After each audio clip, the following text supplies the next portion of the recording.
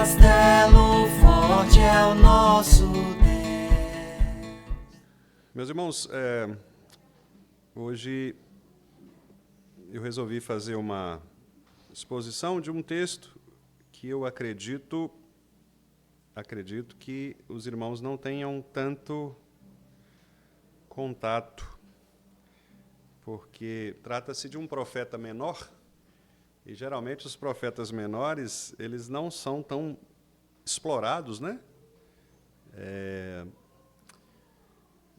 Por algumas razões, eu acredito, mas o importante no nosso caso aqui é a gente verificar o quanto Deus pode nos falar por meio de textos que muitas vezes são textos relativamente esquecidos, né? do nosso estudo, tanto diário quanto também das pregações e estudos bíblicos relacionados a estes textos, mostrar o quanto é importante que nós examinemos toda a Escritura. O apóstolo Paulo, quando ele estava com os presbíteros de Éfeso, ele disse que ele tinha sua consciência muito tranquila, porque ele havia ensinado toda a doutrina do Senhor, todos os desígnios, né, da parte do Senhor. Então, quando nós examinamos textos que talvez não é tão comum ouvirmos, isso de fato traz para o nosso coração também uma compreensão mais ampla da Escritura, uma visão mais completa, né, da palavra de Deus. Então, dito isso, eu gostaria de convidar os irmãos para abrirem as suas Bíblias no livro do profeta Obadias. Está logo depois do profeta Amós, antes do profeta Jonas. É uma página apenas, são 21 versículos. Talvez seja até difícil você encontrar aí. Isso. Amós é um pouquinho maior, depois Obadias. Apenas por curiosidade, os irmãos se lembram se lembram mesmo, né, de terem estudado o profeta Obadias em alguma situação?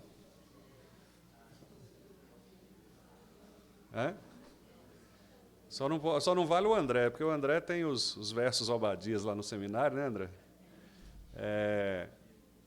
Os irmãos se lembram de terem estudado Obadias em algum momento assim? Irmão Josué? Também com 93 anos, né, alguém deve ter falado de Obadias em algum momento, né, irmão Josué? Né? Alguém mais? Joel. Obadias é difícil, né? E por que será? Não sei. Às vezes porque é pequenininho, né, Mi? Geralmente com pequenininho o pessoal tem preconceito com, né?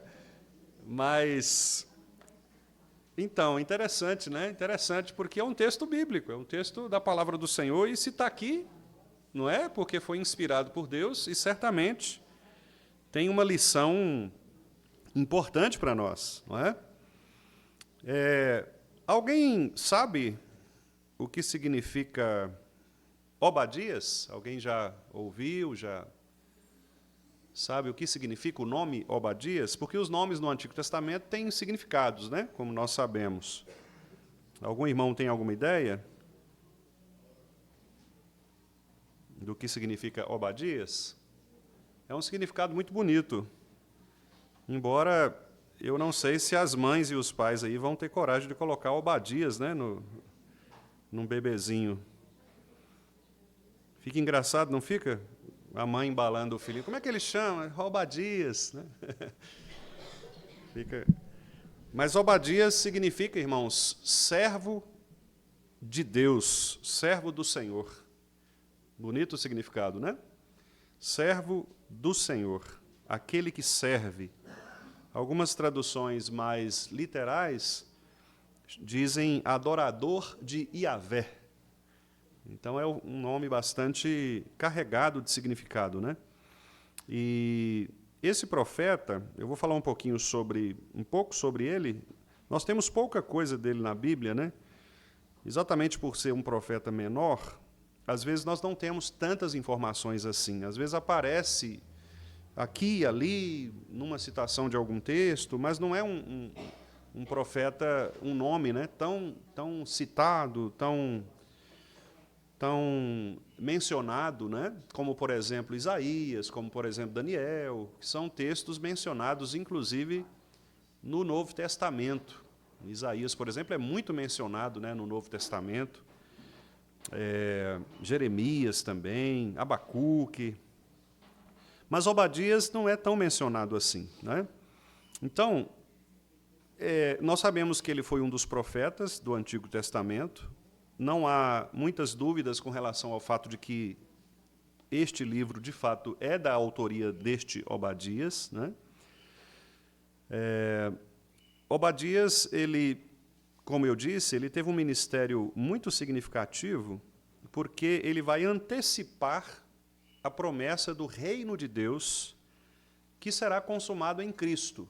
Aliás, os profetas em geral, né, todos eles em geral, eles tinham mesmo esse objetivo, esse alvo, que é apontar para o verdadeiro e absoluto juiz, que é Jesus. Por isso, os irmãos vão perceber, à medida que nós formos ler o texto, que aparecem aqui algumas expressões que apontam para o futuro, ou seja, para aquilo que é chamado dia do Senhor, como está, por exemplo, no versículo 15. O dia do Senhor está prestes a vir sobre todas as nações.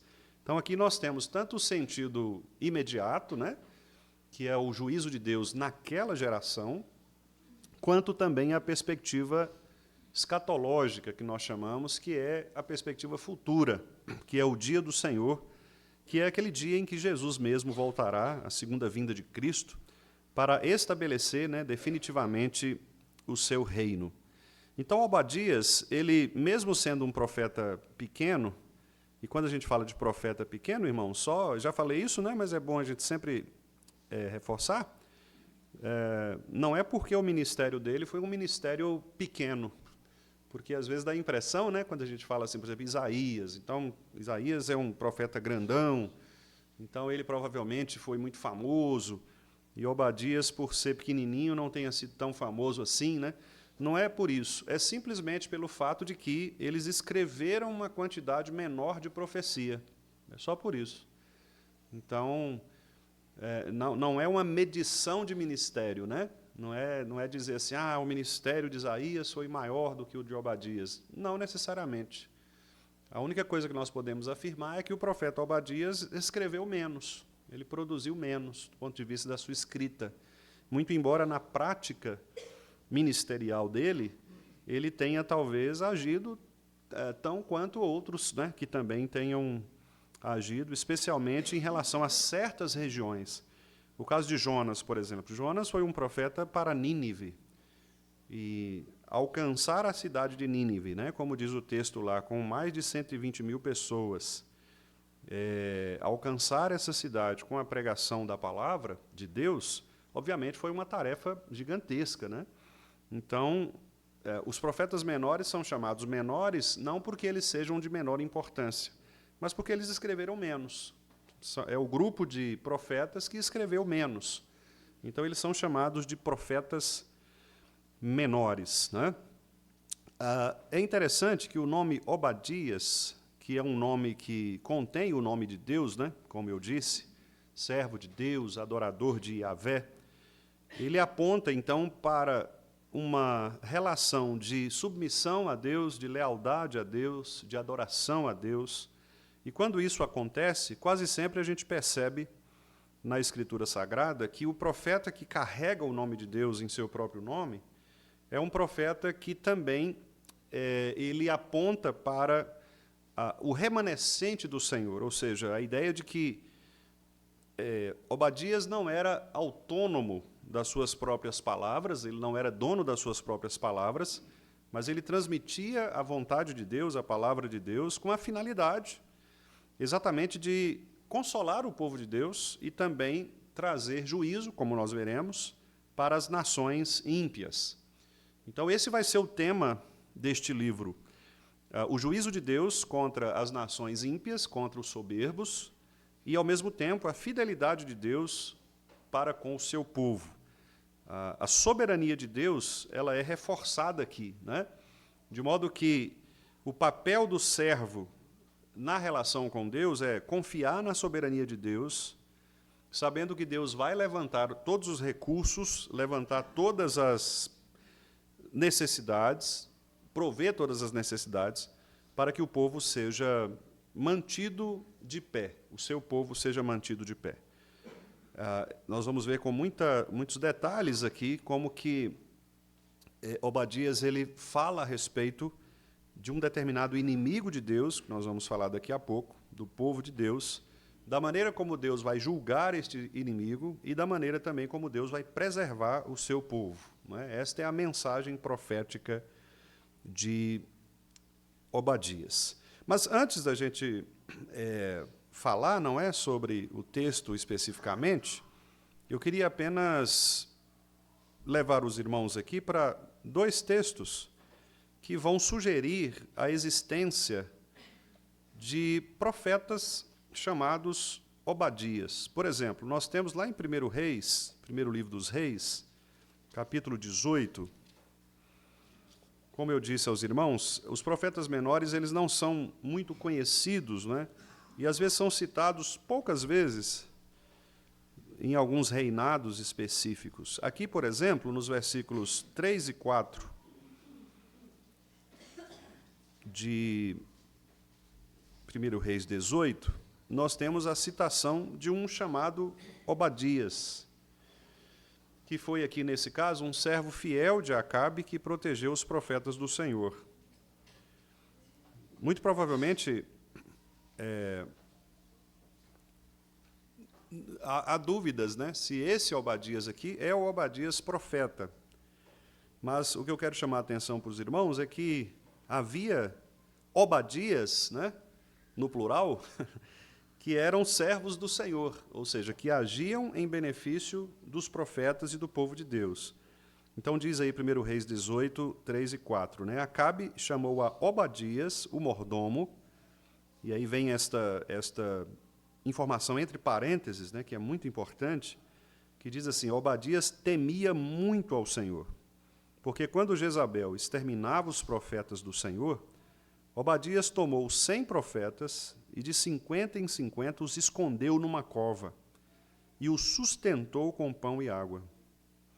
Disse Acabe a Obadias: vai pela terra a todas as fontes de água e a todos os vales. Pode ser que achemos erva, para que salvemos a vida aos cavalos e mulos e não percamos todos os animais. Repartiram entre si a terra para a percorrerem. Acabe foi à parte por um caminho e Obadias foi sozinho por outro. Estando Obadias já de caminho, eis que Elias se encontrou com ele. Obadias, reconhecendo-o, prostrou-se com o rosto em terra e disse: és tu, meu senhor Elias? Respondeu-lhe ele: sou eu. Vai e dize a teu senhor: eis que aí está Elias. E aí continua o texto, né? Então, aqui para mostrar aos irmãos da presença deste Obadias, servo de Deus, que cuidou do povo de Deus, né? Não obstante a perseguição de Jezabel, que exterminava os profetas, veja o benefício que esse homem fez para o povo de Deus, né? Ele recolheu os profetas, cuidou, guardou os profetas ali, né? Escondeu os profetas e alimentava os profetas. Então, veja que é um trabalho diaconal, não é? Muito importante na vida do povo. Ele servia a estas pessoas que foram perseguidas pela terrível Jezabel. Há também lá em 1 Crônicas, capítulo 3, 1 Crônicas, capítulo 3, na genealogia, né? E na genealogia também a gente acha aí Obadias. Por exemplo, lá no versículo 21. Então, os filhos de Ananias, Pelatias e Jesaías, os filhos de Refaías, os filhos de Arnã, os filhos de Obadias, os filhos de Secanias. Então, aparece também uma linhagem de Obadias dentro aí dos descendentes de Salomão, não é?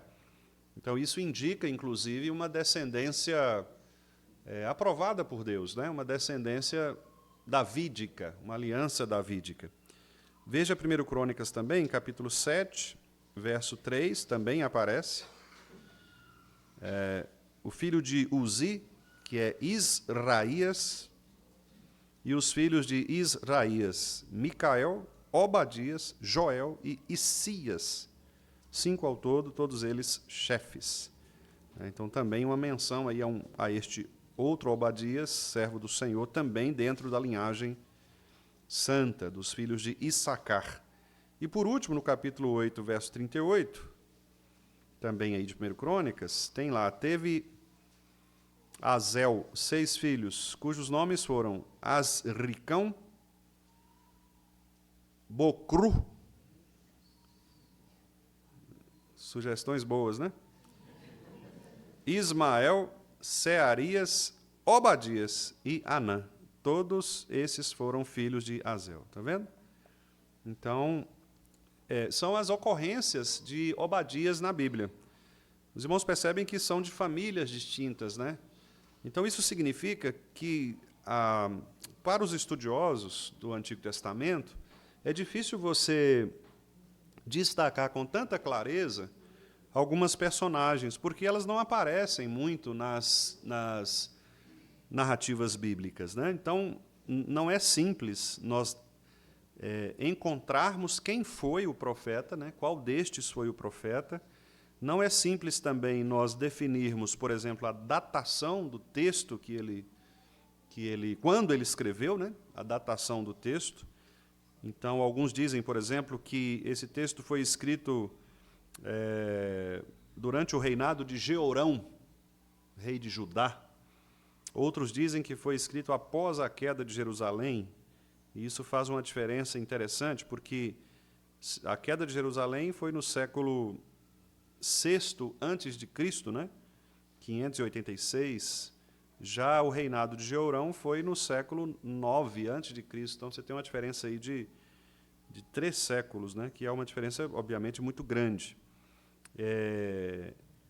O fato é que a maioria dos estudiosos coloca Obadias depois da destruição de Jerusalém pelos babilônios. Então, seria exatamente essa primeira opção, de 586 a.C., né? O século VI, ali, antes da vinda de Cristo. Essa é a posição mais aceitável, a posição mais comum, e a gente vai ver isso, inclusive, aqui no texto, que aparecem algumas referências a esta situação da queda de Jerusalém, né?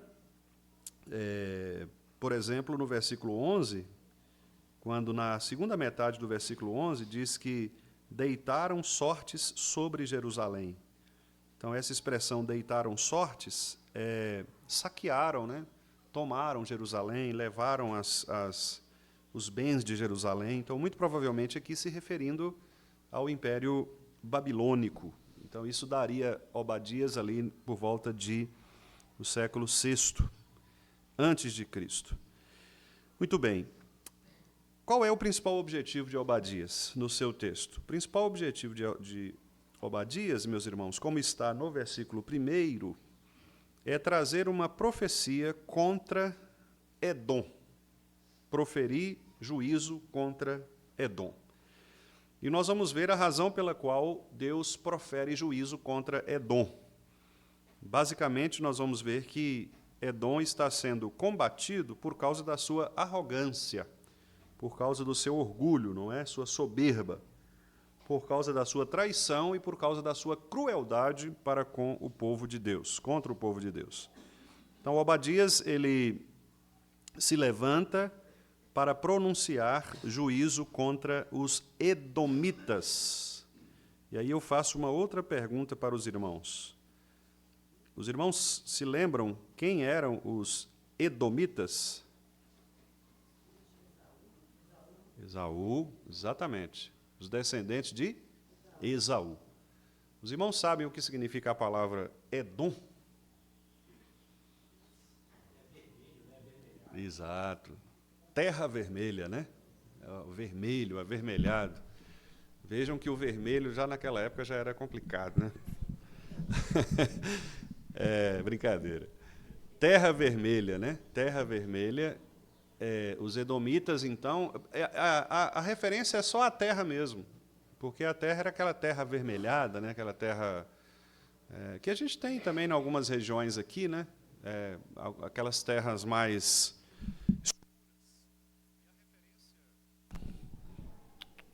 A referência é só a isso mesmo, só a cor da terra, né? Não tem nenhum significado assim espiritual nisso, nenhum significado político, né? Nada que se refira a uma região específica, é simplesmente a cor da terra mesmo. E Edom, então, eram, como os irmãos bem responderam, eles eram descendentes de Esaú. Esaú, os irmãos sabem bem, era o irmão gêmeo de Jacó, não é? E os irmãos sabem, porque nós já falamos bastante sobre isso também, que Deus sempre levantou duas linhagens. Desde a queda, lá em Gênesis 3,15, sempre aparecerão duas linhagens. O descendente da serpente e o descendente da mulher, sempre. Então, nós sempre teremos, de um lado, aqueles que vão perseguir e, de outro lado, aqueles que serão salvos, que é o chamado remanescente fiel. Do lado de Jacó e Esaú, portanto, nós temos Jacó representando o povo que será salvo, o povo de Deus, o Israel de Deus, e, de outro lado, nós vamos ter Esaú, que será o povo que vai perseguir o povo de Deus, não é? Então, isso está muito claro nas Escrituras, que, geralmente, os inimigos de Deus são quem? São os parentes próximos dos israelitas que se levantam contra os israelitas. Os irmãos se lembram daquele episódio de Davi? E se vocês se lembrarem da passagem, me ajudem, porque eu só me lembrei do texto, não me lembrei do endereço. Num dos salmos, Davi diz assim, que os inimigos são os da minha própria casa. Lembram-se disso? Os meus inimigos são os da minha própria casa. Ali ele está se referindo... E é por aí, deve ser mesmo, Halver. Realmente eu não estou lembrando, mas é por aí, eu acho que é por ali mesmo. Então ele diz isso, né? Ele fala isso se referindo aos filhos, porque os filhos de Davi se rebelaram contra Davi, né? Então ele está dizendo, olha, os meus inimigos são os da minha própria casa, eles estão próximos de mim aqui. Também lá em 1 de João, João fala que os inimigos de Deus, né, os inimigos do cristianismo, saíram do nosso meio. Não é? Ele fala sobre isso, dos falsos profetas, falsos mestres, eles saíram do nosso meio. Então, a Bíblia dá muita ênfase para situações que mostram que os grandes perseguidores do povo de Deus estão dentro do próprio povo de Deus. Não é gente que vem de um lugar, né, de qualquer lugar do mundo, e resolve simplesmente atacar o povo. Não, geralmente são pessoas ligadas ao povo de Deus que criam algum tipo de inimizade, algum tipo de problema, né, com o povo, e então se levanta contra o povo. E, às vezes, até fazem alianças, né, com inimigos mesmo, outros inimigos, para destruírem o povo de Deus. Então, isso é muito interessante, porque mostra, irmãos, que até mesmo hoje, né, na igreja do Senhor, às vezes os nossos maiores inimigos são os da própria igreja, no sentido que eu digo, no sentido geral, né, não de pessoas específicas, mas de ideias, de teorias, de doutrinas, por exemplo. Às vezes nós temos as doutrinas falsas que atacam, por exemplo, a doutrina reformada, e elas nascem da própria doutrina. Não é? As heresias nascem da própria doutrina, as heresias nascem da própria igreja. Não é? Quem faz heresia dentro da própria igreja. Não são pessoas ímpias que, de repente, começam... Não, é gente da igreja que sai da igreja e começa... Vocês percebem, por exemplo, algumas seitas, né? Como que nasceram algumas seitas? Nasceram de onde? Nasceram de dentro da igreja. Maranata, por exemplo. A Maranata nasceu dentro da igreja presbiteriana. Não é? Um grupo de pessoas lá, insatisfeitas e tal, achando que... Criaram, então, a denominação, né, Igreja Maranata. Está aqui pertinho da gente. Né? E outras tantas saíram do nosso meio. Né? Então, isso é muito comum acontecer. É seita. A IPB considera como seita. Então, é isso, né? Então, quer dizer, saem do nosso meio. Por quê? Porque eles produzem doutrinas, né, que são contrárias ao Evangelho, porque geralmente alguém que fazia parte da igreja de Cristo. Por isso os católicos, né, inclusive, nos consideram como seitas, né? Porque para eles, na visão deles, a igreja única, né, ou a igreja de fato cristã, é a igreja romana, né? Nós sabemos que nesse sentido aí há um problema, porque não são somente os protestantes, né, que saíram do catolicismo. Existem correntes dentro do próprio catolicismo que se distanciaram do catolicismo em razão de discordarem de algumas das doutrinas, por exemplo, da infalibilidade papal e etc., né? Então, a gente tem, por exemplo, o catolicismo ortodoxo, a Igreja Ortodoxa Russa e outras denominações que discordam, né, que não seguem o papado de Roma. Mas esse é um outro assunto. Só para mostrar que, como dizia Lutero, né, a Bíblia é a mãe de todas as heresias. E é mesmo. Porque tudo nasce da Bíblia. Uma má interpretação do texto vai me levar a uma má conclusão doutrinária. Se eu abro a palavra de Deus e eu interpreto erradamente, é óbvio que isso vai me favorecer a ter um tipo de vida contrário, não é? Àquilo que nós entendemos ser o mais fiel da Escritura. Portanto, a interpretação ela é fundamental para que a gente evite, né, esse tipo de especulações, esse tipo de conclusão equivocada a respeito da interpretação da Escritura, né? Mas esse ponto eu acho muito interessante, de mostrar que os inimigos do povo de Deus são mesmos da própria casa. E, às vezes, nós experimentamos isso até mesmo na nossa prática de vida comum, né? Às vezes, os nossos maiores inimigos não são os ímpios, são aqueles que estão conosco e que simplesmente não partilham de algumas das nossas ideias e se voltam contra nós e começam, então, a produzir uma série de problemas, né, a levantar discórdias dentro da igreja. Corinto é um exemplo claro disso, né? Corinto era uma igreja que, Paulo diz, era uma igreja extremamente problemática, porque eles não aceitavam a liderança do apóstolo, e por não aceitarem a liderança do apóstolo, eles então criavam, né, um tanto de práticas erradas, né, doutrinas erradas, o estilo de vida errado, e aí isso complicava tudo, né? Complicava o culto, porque eles não tinham um modelo de culto, um único modelo, cada um queria fazer do seu jeito, um queria falar em língua, o outro queria profetizar, e virava aquela confusão. Eles tinham problemas na ceia, porque eram partidaristas, então tinha um partido tal, partido X e tal, né? Quer dizer, cada um ali no seu próprio canto, e ficava assim, né? Uma igreja que não crescia, uma igreja centrada em pessoas, porque eles chegam a dizer, né, não, nós somos de Paulo, os outros, não, nós somos de Apolo. E aí tinha aquele grupo dos mais espirituais, e sempre tem, né, aqueles que são mais espirituais, que diziam, não, nós somos de Cristo, nós não somos nem de Paulo, nem de Apolo, né? E, na verdade, estava todo mundo errado, né? Porque estava todo mundo criando partido, todo mundo partindo a igreja. E partir a igreja, meus irmãos, é um pecado tão grave que, se você soubesse, você pensaria duas vezes antes de fazer isso. Se tem uma coisa que Deus abomina, é militar contra a unidade da igreja.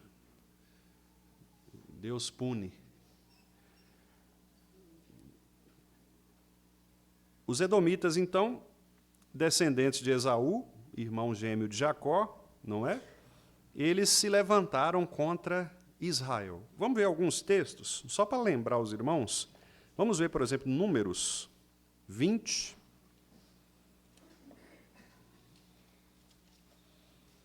Números 20. Números está mais fácil de achar, né, Jéssica?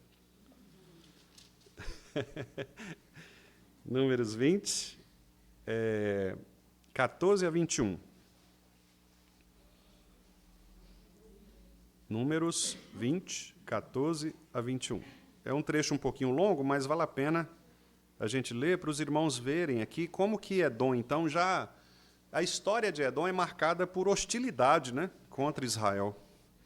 Olha só, eles recusaram aqui dar a passagem para o povo de Israel. Irmãos, é um negócio assim, é um negócio inexplicável, né? Porque, poxa vida, como é que você vai... seu irmão, né? Eles são irmãos. Esaú era irmão de Jacó, são povos irmãos, né? E mesmo assim eles recusam. Olha só o texto aí. Enviou Moisés de Cádiz mensageiros ao rei de Edom, a dizer-lhe, assim diz teu irmão Israel. Teu irmão, olha só, ele até apela, né, para a questão afetiva. Bem sabes todo o trabalho que nos tem sobrevindo, e como nossos pais desceram ao Egito, e nós no Egito habitamos muito tempo, e como os egípcios nos maltrataram, a nós e a nossos pais. E clamamos ao Senhor, e ele ouviu a nossa voz, e mandou o anjo, e nos tirou do Egito. E eis que estamos em Cádiz, cidade nos confins do teu país. Então, aqui está no extremo de Edom. E aí, Moisés faz este pedido, né? Deixa-nos passar pela tua terra. Não o faremos pelo campo, quer dizer, para não atrapalhar os animais, né? Nem pelas vinhas, para não estragar as plantações. Nem beberemos a água dos poços. Iremos pela estrada real. Não nos desviaremos para a direita nem para a esquerda, até que passemos pelo teu país. Quer dizer, nós não vamos mexer em nada. Nós só queremos passar, a gente não vai mexer em nada, a gente pode ficar tranquilo, nós vamos segurar os meninos para eles não arrancar as frutas. Nós vamos fazer direitinho, vai ter, né, todo mundo vai comportar. Porém, Edom lhe disse, não passarás por mim, para que não saia eu de espada ao teu encontro. Olha a reação ressentida, né? Tipo assim, não chega perto de mim não, que eu te corto no couro.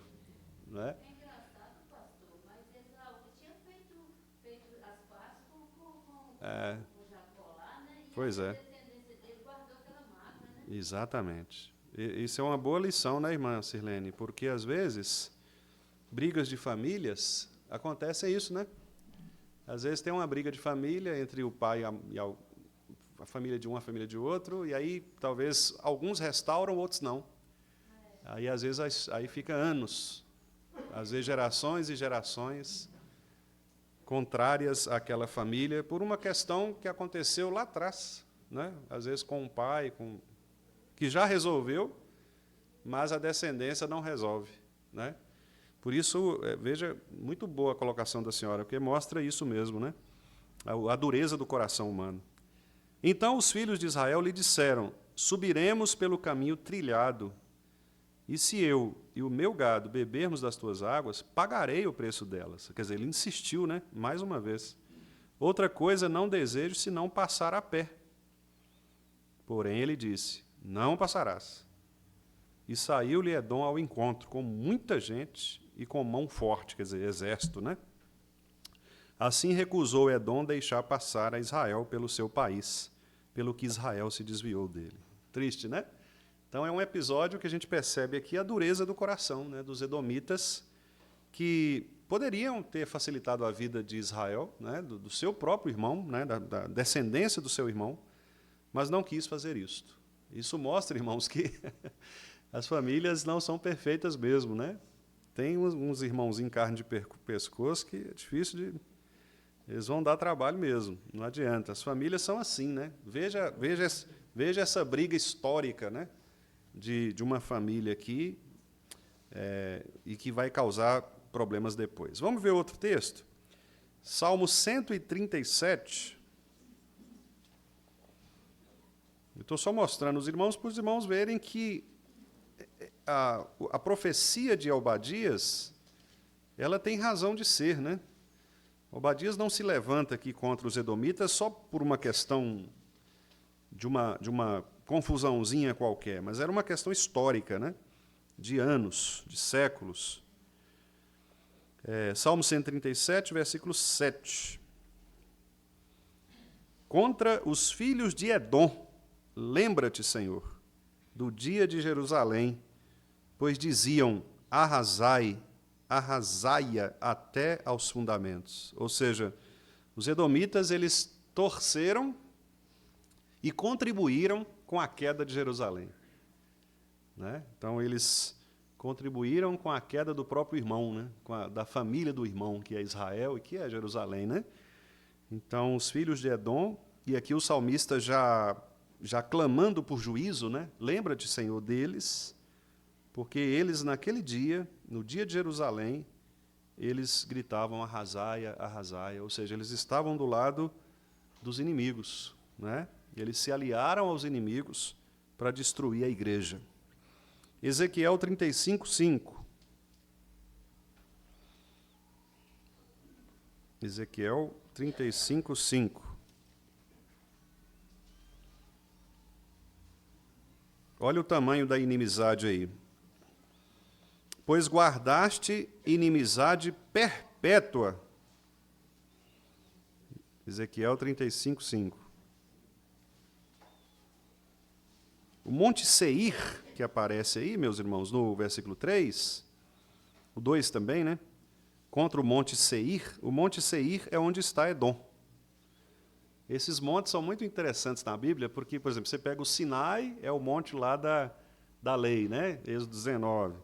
O Monte Sião é o monte onde Jerusalém está construída, que representa a cidade de Deus.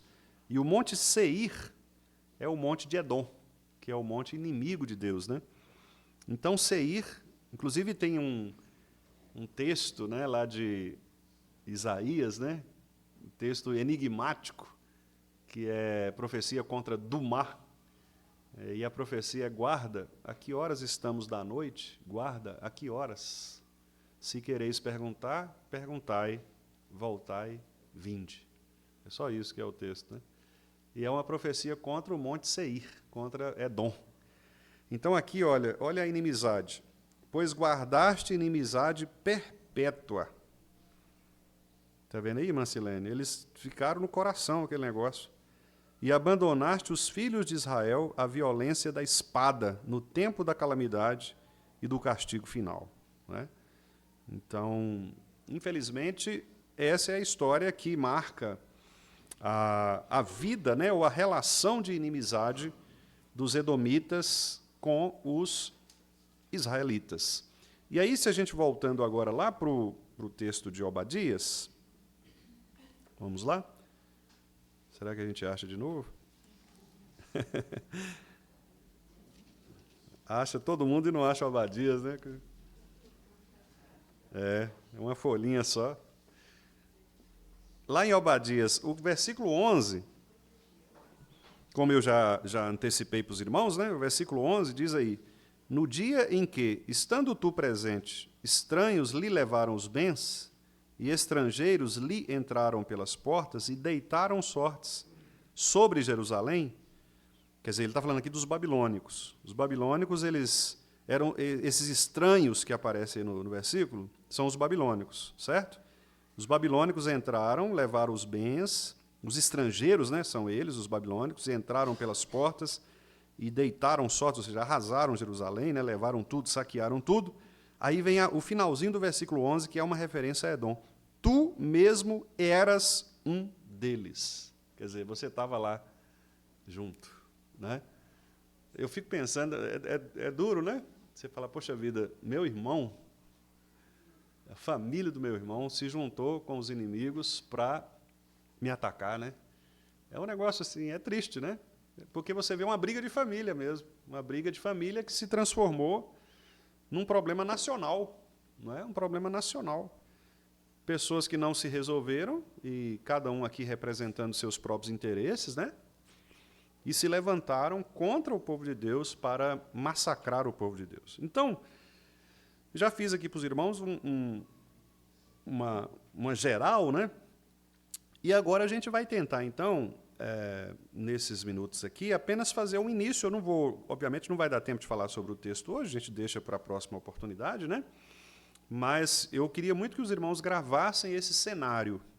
Então, nós estamos aqui diante de um profeta que se chama servo de Deus, é um homem temente a Deus, comprometido com o Senhor, que recebe uma visão, por isso o texto inicia, visão de Obadias, né?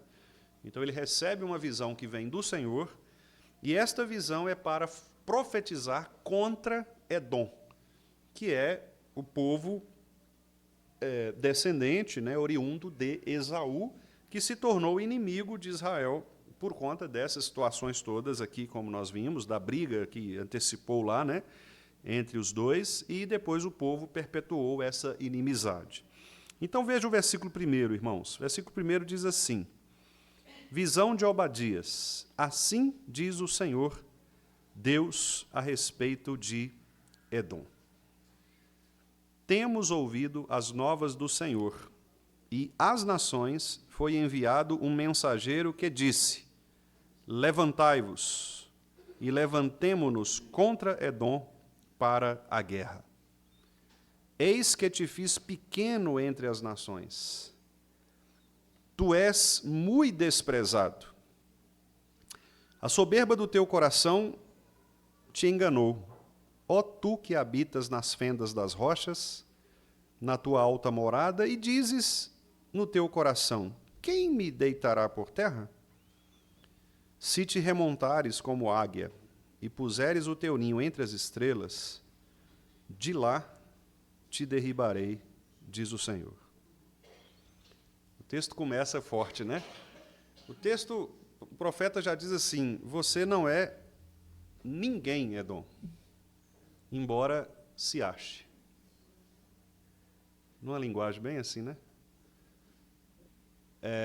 Você não é ninguém. Você é desprezado. Eu te fiz pequenininho entre as nações, mas você acha que é grande. Você acha que você está lá em cima e que ninguém vai te derrubar. Versículo 3, né? A soberba do coração engana. Por quê? Ele habita na fenda das rochas, mas no coração eles dizem assim: quem é que vai me tirar daqui? Né? Quem vai me derrubar daqui? E aí a resposta do versículo 4 é: olha, Edom, você pode voar para o mais alto como uma águia e colocar o seu ninho lá nas estrelas. Eu vou lá e te derrubo de lá. Interessante, né, irmãos? É uma linguagem assim pesadíssima, né? Pesadíssima. Imagina um pastor, irmãos, pregando um negócio desse hoje. Difícil, né? Ia durar pouquinho tempo na igreja, né?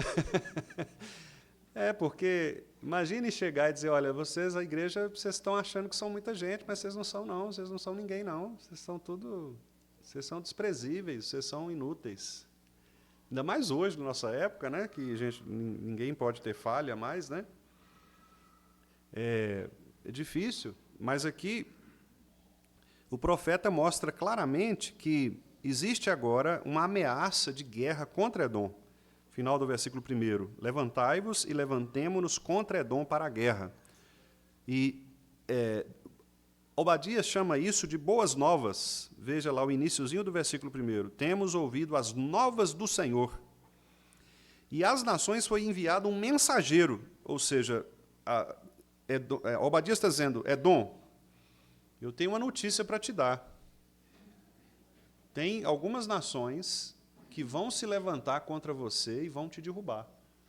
Isso é ordem do Senhor. Você se acha grande, você se acha poderoso, mas olha, não interessa onde você se esconda, eu vou achar você e vou te derrubar daí. Então é de fato uma palavra de Deus que mostra aqui o juízo de Deus contra a soberba, né? Contra o orgulho. E o versículo 3, irmãos, traz uma expressão muito rica, que é a expressão: a soberba do teu coração te enganou.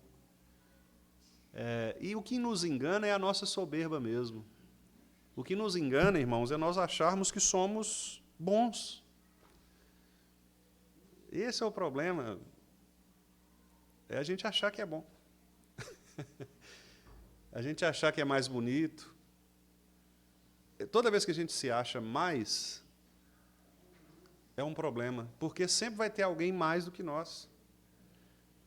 Sempre vai ter alguém mais bonito. Eu sei que é difícil, mas sempre vai ter uma pessoa mais bonita do que eu. Não é? Vai ter, ué. Eu vou me comparar com Ben Affleck? Não vou mesmo. O cara bonitão daquele lá, todo Brad Pitt, Tom Cruise, né, Pedro? Tudo bem que a gente até parece um pouquinho com eles, mas os caras são bonitos demais, gente. Não é? Minha voz é a mais bonita. Uai, então, e o Andrea Bocelli, e esses caras aí, né? Sam Smith, esses caras aí que profissionais, né? Eu sou mais inteligente do que... Tá, mas e os grandes filósofos do mundo? Não é assim? Sempre tem alguém melhor do que nós, sempre. Eu sou o melhor pastor da região. Não, gente, tem tantos outros irmãos aí pregando, bons pastores, cumprem os seus ministérios. Então, o que o coração faz com a gente? Ele nos engana. Ele faz a gente achar que a gente é o melhor em tudo, que só a gente pode fazer, que só a gente é bom no que faz, que só a gente tem as respostas certas, que só o nosso planejamento é o melhor, que só a nossa ideia é a melhor, só o nosso caminho é o melhor. E aí você acaba se enganando. E, infelizmente, o engano do coração com relação a isto é o que causa a grande miséria do ser humano. Vamos ver alguns textos que nos mostram isso? Por exemplo, Provérbios 16, 18. Olha o que Salomão fala a respeito da soberba, né, do orgulho. Vamos ler o 18 e o 19, porque aí nós temos o erro e o remédio, né? Provérbios 16, são vários, né, irmãos? Eu peguei aqui alguns, assim, só para ilustrar mesmo. Mas os irmãos sabem bastante e devem se lembrar, com certeza, né, de versículos assim. Provérbios 16, 18 e 19. Olha aí, a soberba precede a ruína, quer dizer, ela vem antes. A queda, ela acontece exatamente porque o indivíduo é soberbo. E a altivez do espírito, a queda. Então, não adianta. O soberbo, ele vai cair, seja no tempo histórico mesmo, ou no juízo final. Aquele texto de Paulo lá em Filipenses é um texto muito marcante, porque Paulo fala assim, olha, naquele dia todo joelho se dobrará. Eu fico pensando, sabe, Ronaldo, na minha cabeça, lógico que é uma especulação, né? O texto não fala isso, mas a impressão que eu tenho é de que algumas pessoas vão resistir, sabe? Elas vão resistir, mas o poder da ira de Deus vai fazê-las dobrar o joelho, mesmo que elas não queiram. Vai ser aquele negócio assim, sabe? De quebrar os ossos mesmo. Eu tenho impressão que será assim. Eu não acho que vai ser um negócio assim, uma aceitação para todo mundo. Eu acho que quando Jesus voltar, ele vai dizer assim, olha, diante de mim, eu sou o rei. E aí vai, sabe, aquela resistência, e a pessoa vai ter que cair ao chão, porque o texto mostra isso, né? Que haverá uma confissão pública. Então, quer dizer, essa soberba que a gente vê por aí, de pessoas que negam Deus, de gente, né, que prega outro evangelho, de gente que faz piadas, né, desprezam mesmo o povo de Deus, que são contrários à igreja, etc. Olha, esse pessoal vai ter um fim terrível, né, caso, obviamente, não se arrependam. Por isso, o Salomão fala aí no versículo 19, melhor, sabe o que é, gente? Melhor é ser humilde de espírito, com os humildes, do que repartir o despojo com os soberbos. Olha, é melhor você ser humilde, compreender sua debilidade, sua carência, sua limitação, né? Do que depois você viver de restos dos soberbos. O despojo aqui é o que sobra, é o resto. Né? Então, tipo assim, eles serão arruinados e viverão nas ruínas. Então, é melhor você manter-se humilde, e, obviamente, quando a Bíblia fala de humildade, né, a Bíblia está falando de uma relação espiritual com Deus, de um reconhecimento da soberania de Deus, da graça de Deus, do poder de Deus sobre a nossa vida, né, que nos quebra na nossa arrogância, na nossa soberba. Vamos ver outro texto? Isaías 14. A gente acha que o tempo é longo, mas passa rápido, irmão. Já são 10 horas. Isaías 14.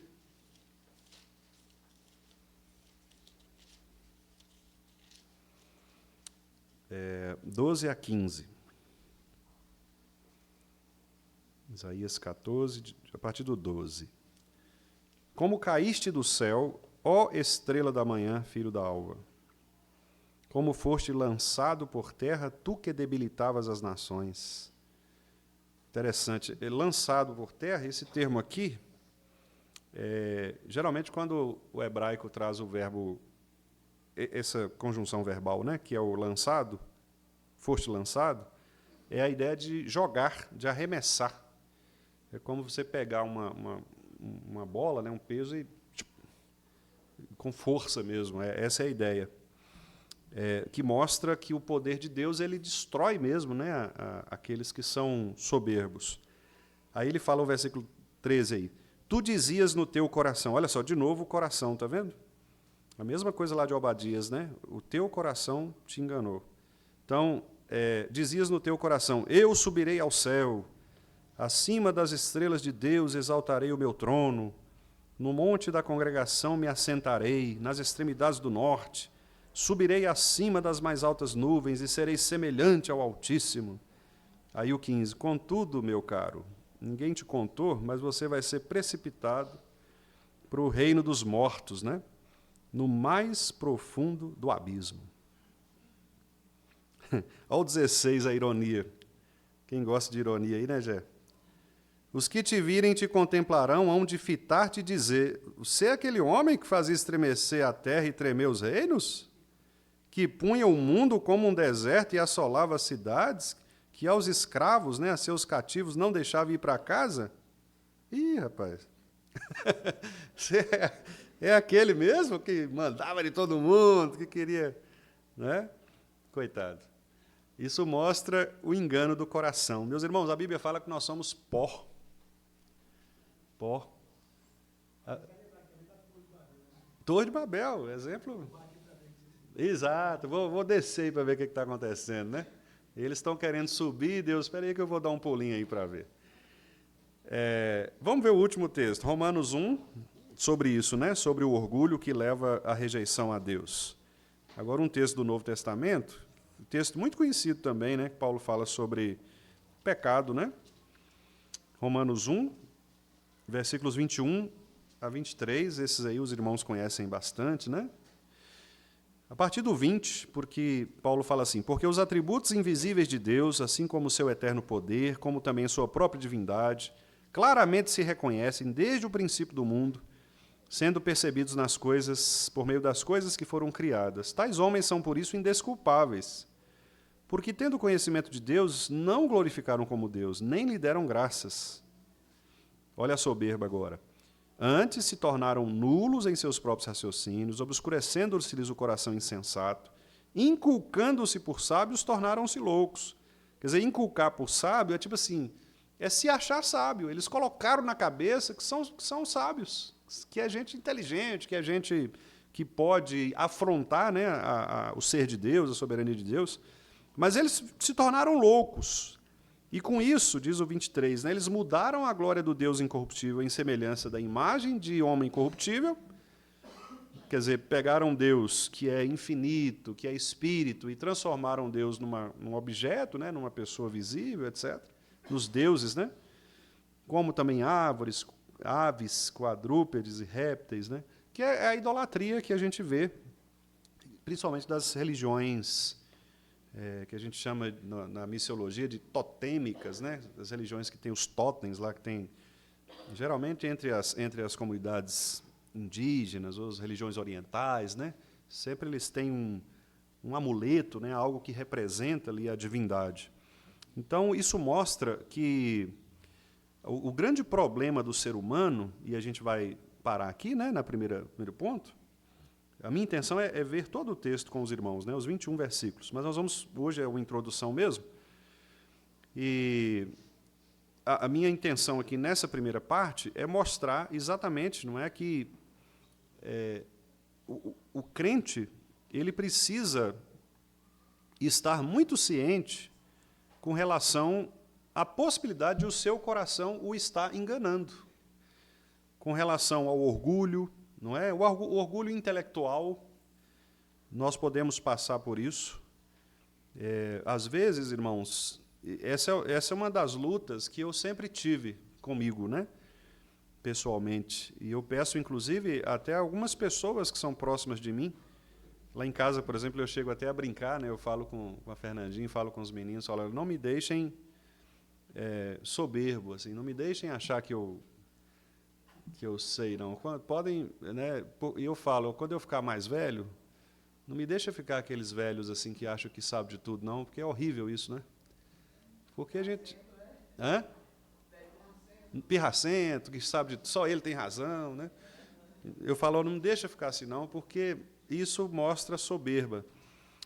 Às vezes, irmãos, a gente tem alguma formação, e isso pode se tornar um orgulho pessoal. Pode se tornar um orgulho pessoal.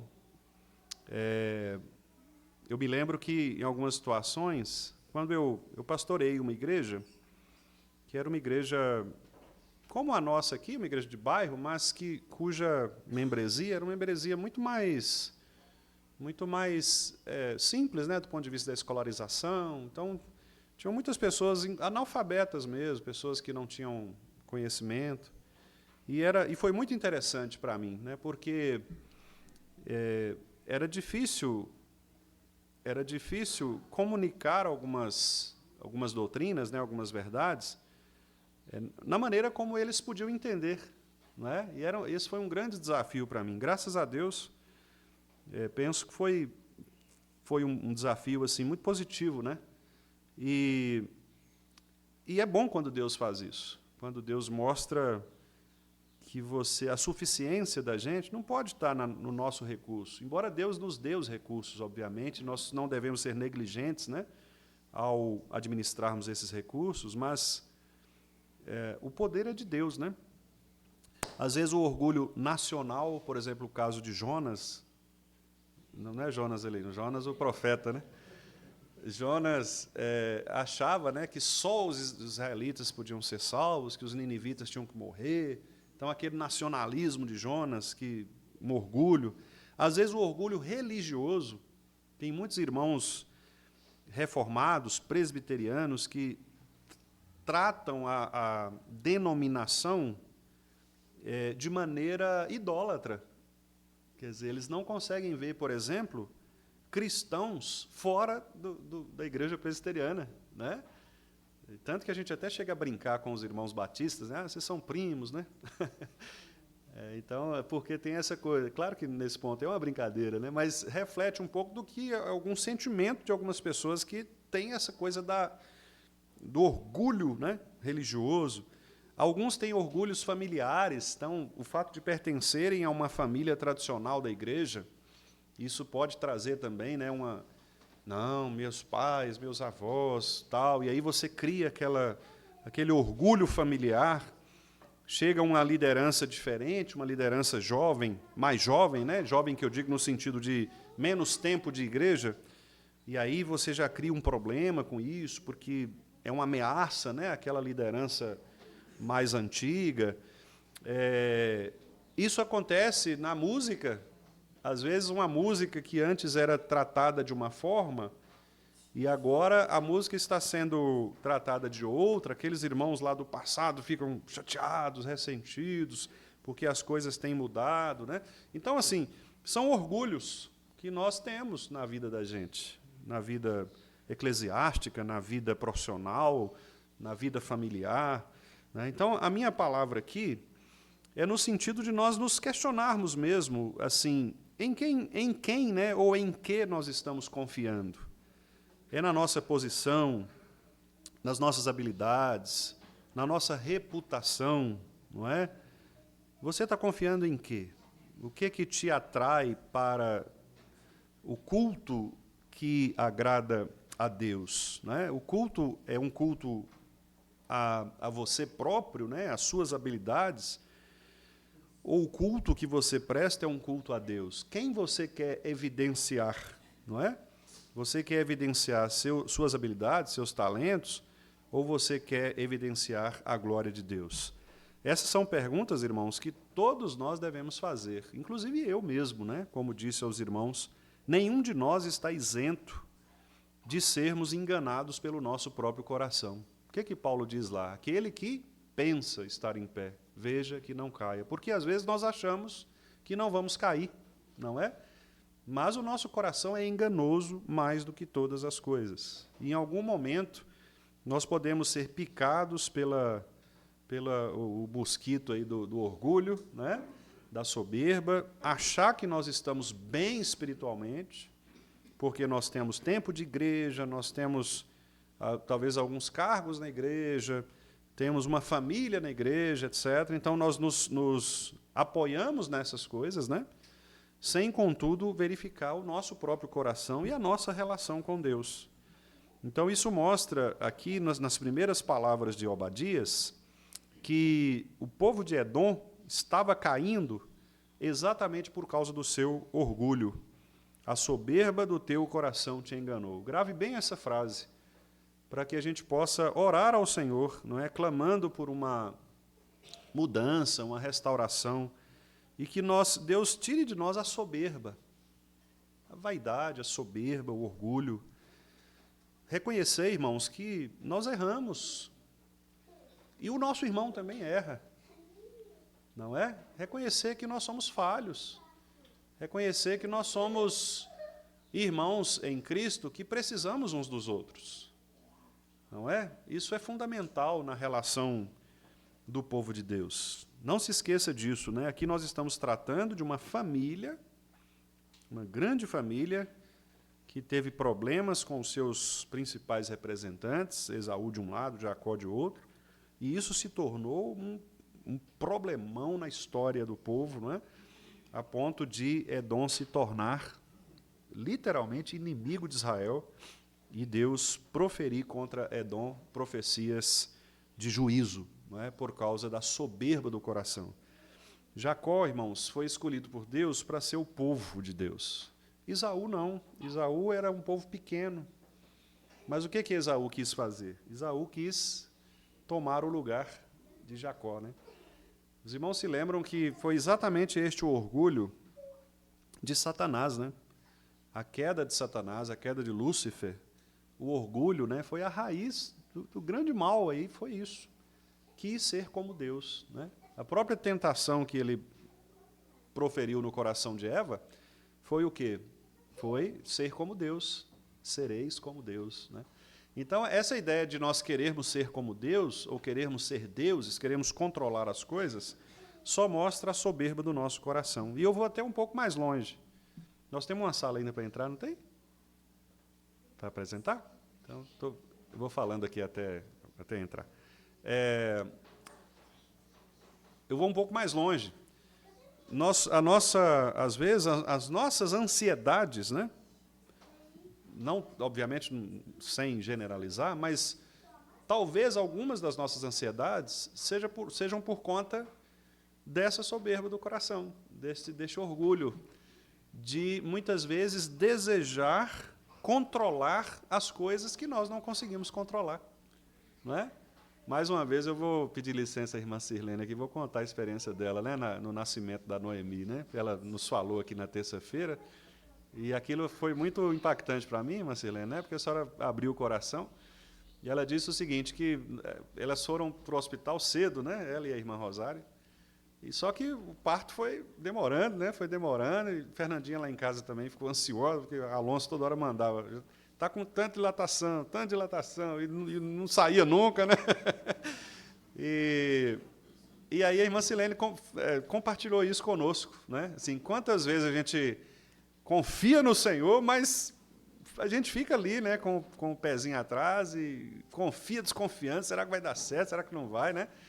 E como isso é interessante, né? Porque, de fato... Pode sentar ali, Laurinha, com o Natan. Tira essa capa aqui, Bruna, por favor, do violão.